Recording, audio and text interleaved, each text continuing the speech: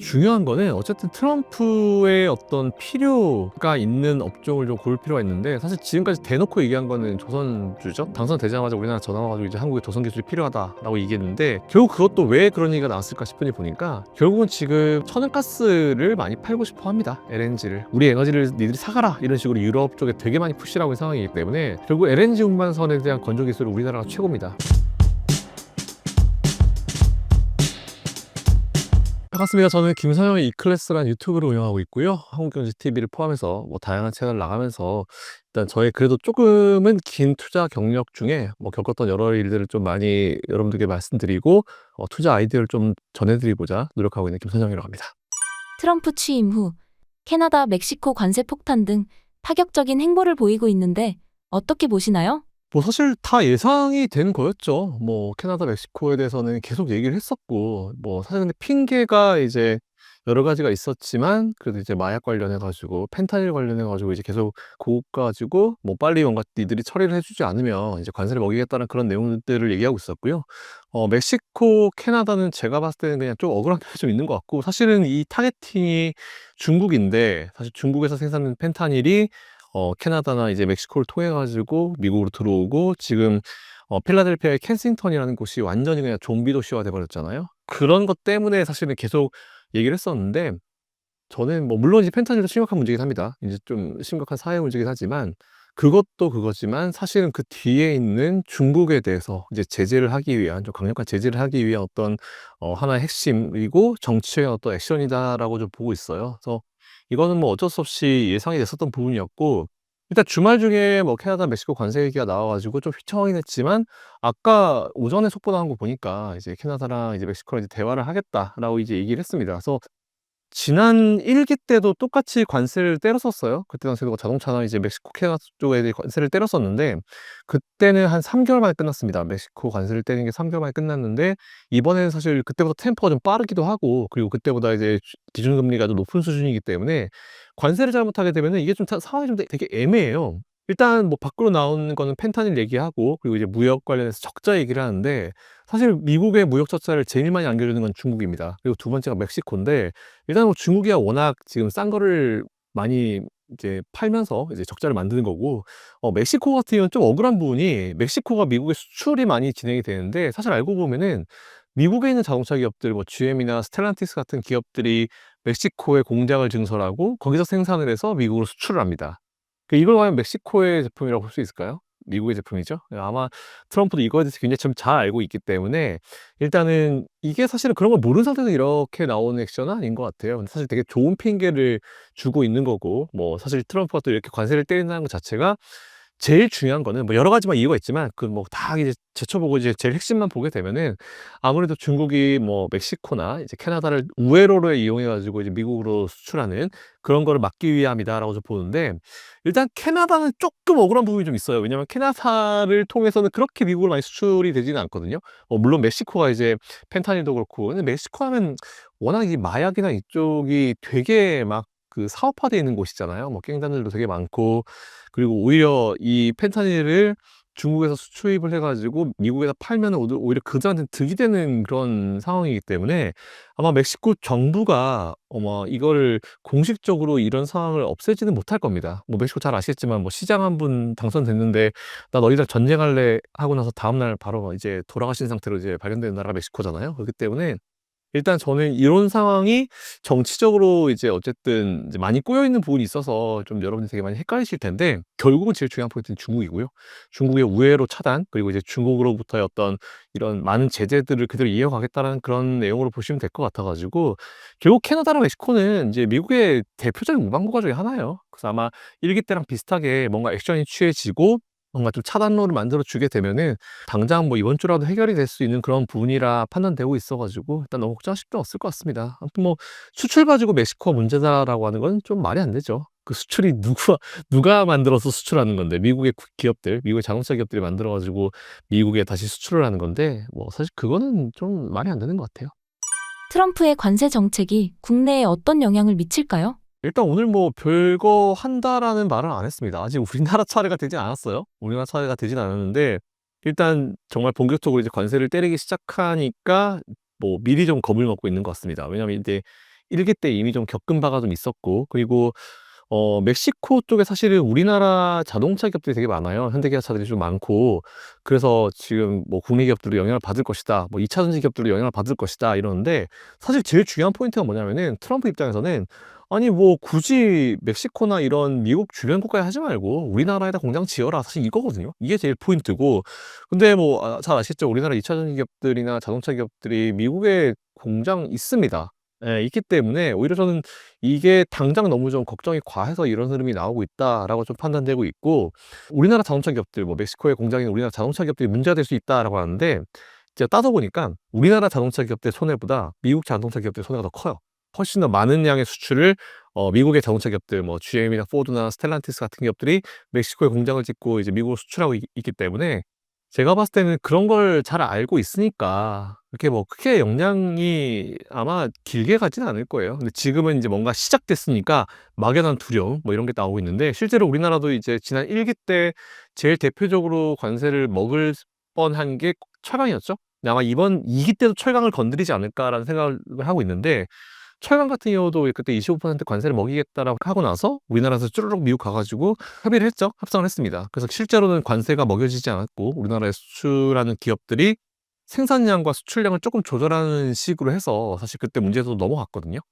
그러니까 아무래도 아직 우리나라 차이가 되진 않았지만 뭐 예상되는 업종들 몇 개 있죠. 뭐 반도체도 있을 수 있고, 뭐 자동차도 지금 조금 뭐 간접적인 영향을 미칠 수 있다라는 얘기가 나오고 있고, 저는 사실 조선 쪽도 좀 건드리지 않을까라는 생각을 하고 있는데, 어쨌든 뭐 물론 조선은 미국이 우리나라 기술이 굉장히 필요한 쪽이어 가지고 들어간다 하더라도 금방 나오겠지만, 일단 지금 시장은 조금 미리 너무 과하게 좀 겁을 먹고 있는 것 같아요. 그러니까 보통 이제 우리가 마법의 단어죠. 선반영이다라는 표현을 쓰는데, 일단은 제가 봤을 땐 좀 과합니다. 예, 너무 겁을 좀 많이 먹고 있는 것 같아요.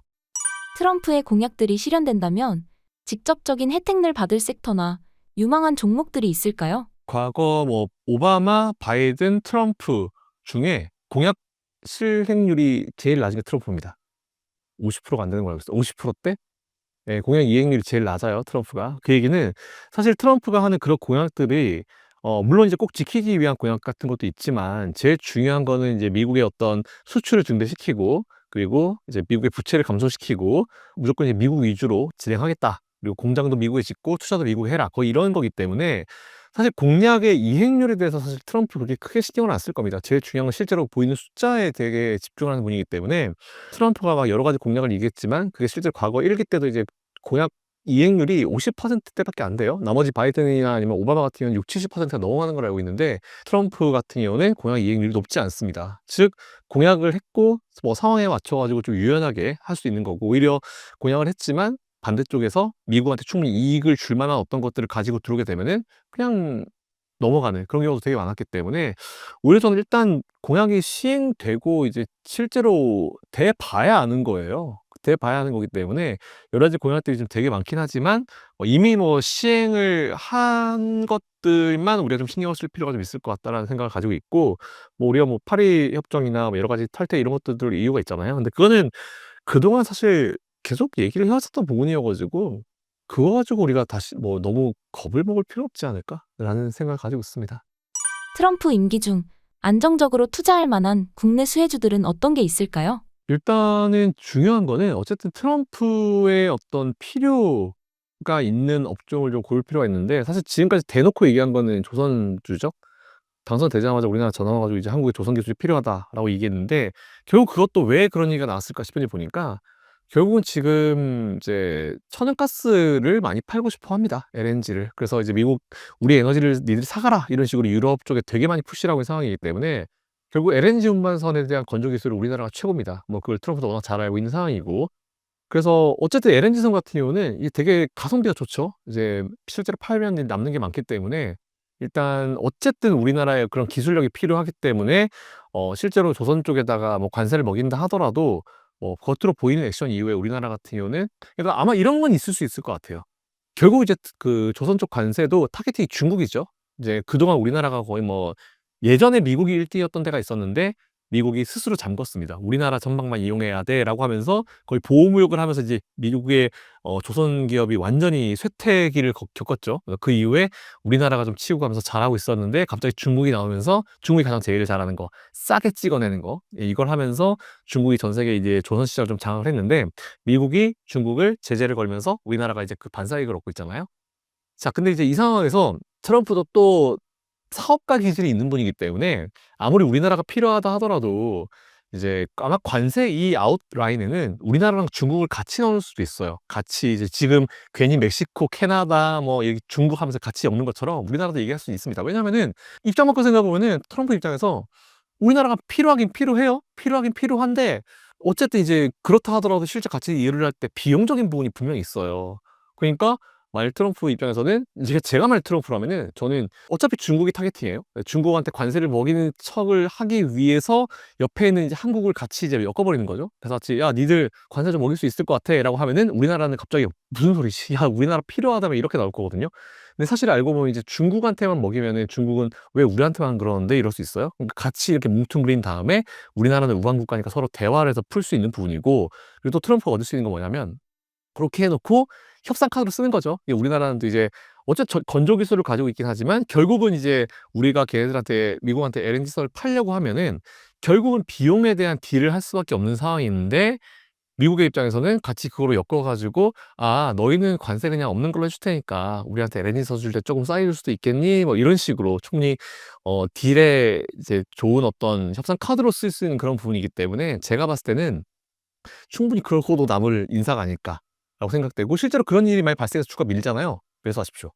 예, 그건 매수 기회 삼으시면 될 것 같습니다. 그래서 일단 제일 생각나는 거는 대놓고 보이는 건 사실 조선주가 있고, 반도체도 아마 한 대 얻어맞지 않을까요? 반도체도 얻어맞을 것 같고, 자동차도 지금 살짝 얻어맞고 있는 그런 분위기고, 2차 전지도 조금 살짝 이제 간접적으로 얻어맞고 있는 분위기여가지고, 그렇다 하더라도 일단은 충분히 이제 우리나라가 필요한 부분이 분명히 있기도 하기 때문에 단기간 내에 우리나라의 영향권은 어쩔 수 없을 것 같아요. 근데 제일 중요한 거는 뭐냐면, 제일 중요한 건 우리나라 이제 미국의 우방 국가이고 미국한테 충분히 줄 수 있는 부분이 있고 이미 주고 있죠. 공장 증설 그렇게 많이 해가지고 막 노동시장 살려주고 막 이렇게 하고 있는 그런 상황인데 그렇게 큰 데미지를 입을 거라고 보지는 않아요. 중장기적으로 봤을 때는 단기 누림이 있더라도 그 이상으로 올라올 수 있을 거라 보는데, 제일 문제가 뭐냐면 일단 우리나라한테 대놓고 조만간 아마 이제 관세 기기를 할 거예요. 그러면 미국에 가야 될 사람이 필요하죠. 보통 이제 대통령 같은 사람들이 가는데 우리나라는 지금 탄핵 정국이기 때문에 지금 요 상황에서 그런 얘기가 나오게 되면은 어떻게 뭐 실무진들이 물론 협상을 하긴 하겠지만 뭐 컨트롤 타워가 지금 좀 부재한 상황이기 때문에 그 문제가 사실 해결되는 게 우리나라 증시에는 사실 제일 중요한 것 같아요. 미국의 관세 문제도 있지만 일단 우리나라는 그 탄핵 정국의 문제가 어느 쪽으로 가든지 간에 뭐 방향성은 저희가 얘기할 건 아니에요. 어차피 경제 채널이기 때문에 그건 뭐 정치 하시는 분들한테 들으시면 되고, 저는 그냥 그저 빨리 이 문제가 어떤 식으로든 해결이 돼야지 우리나라 증시가 안정을 찾을 수 있을 것이고 트럼프와의 어떤 협상을 할 수 있는 그런 상황이 되기 때문에 일단 그게 빨리 해결이 되는 게 제일 중요하다고 생각합니다. 그래서 일단 제일 딱 생각나는 섹터, 대놓고 생각나는 섹터는 오히려 눌림이 있을 때 좀 강하게 매수를 해봐도 되는 업종은 일단 지금 생각나는 거는 이 선박 쪽, 이제 조선 쪽 이쪽이 생각이 납니다.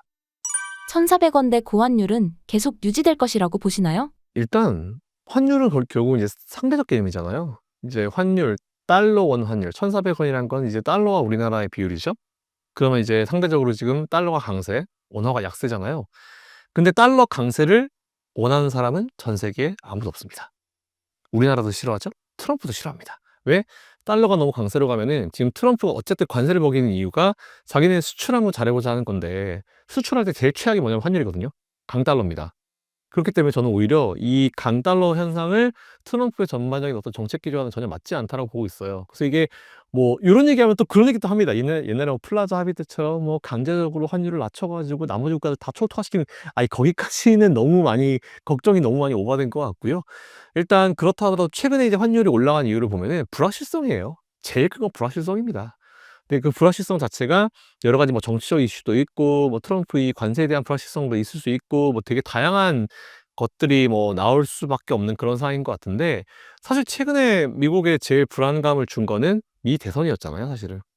미 대선이 어쨌든 잘 결론이 났고 대통령이 이제 임기가 시작되었고, 그리고 그 대통령 자체가 달러 강세를 굉장히 싫어하고 그리고 이제 고 달러 강세 가지고 바이든이랑 서로 이제 대선 레이스를 할 때 되게 욕 많이 했잖아요. "도대체 달러 강세를 왜 두고 보는 거냐?"라고 바이든한테 물어봤더니 바이든이 나는 나도 원하는 바가 아닌데 연준한테 한번 물어봐." 그랬더니 연준이 "일단 인플레이션 잡힐 때까지는 뭐 달러 환율 굳이 우리가 건드리지는 않을 것 같다."라는 그런 얘기를 봤을 때 결국 연준도 이제 어느 정도 인플레이션이 잡힐 때까지는 이제 외환 시장에 개입을 하지는 않겠다라는 그런 규정인 것 같아요. 근데 최근에 안정을 찾고 있긴 있는 것 같은데 조금 아직은 덜 간 그런 상황이라 보고 있어 가지고 이번에 뭐 PC라든지 CPI를 봤을 때도 안정을 찾고 있긴 있지만 연준 입장에서는 굳이 지금 금리를 굳이 내릴 필요가 없다. 뭐 현재 경제 상황이 좋기 때문에 이런 얘기를 하고 있는 상황이어서 일단 어떻게 될지는 좀 지켜볼 필요가 좀 있을 것 같아요. 근데 결과적으로 뭐 1,400 원대를 이제 받아들여라. 뭐 지금의 CPI 이 수준을 받아들여라 그러는데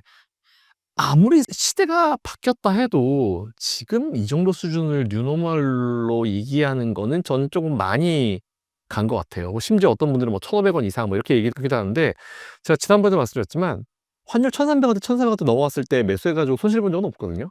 우리나라 특히. 그렇기 때문에 지금은 이제 환율에 대한 부분이 불확실한 이유가 너무 명확하고 그리고 이제 그 달러 강세를 좋아하는 사람이 전 세계에 아무도 없기 때문에 저는 결국 이제 안정을 찾아갈 거라 봐요. 근데 아마 관세에 대한 불확실성이 커지고 그리고 이런 여러 가지 액션들이 나오고 있고 이런 상황에서는 뭐 단기간 내에 안정을 찾는 거를 바라기는 좀 어렵죠. 금값이 올라가고 있잖아요. 그렇기 때문에 지금은 조금 우리가 환율의 안정을 기대하기는 좀 어렵긴 하지만 결국은 이제 안정을 찾는 쪽으로 갈 거라 봅니다. 너무 과한 걱정하실 필요 없을 것 같고 저는 환율 올라가 가지고 그것 때문에 우리나라 외국인들 나가 가지고 뭐 시장에 눌림이 나오면은 중장기적으로 저는 오히려 그걸 적금식으로 조금씩 모아가는 기회로 봐야 되지 뭐 도망갈 기회는 아니라 봐요.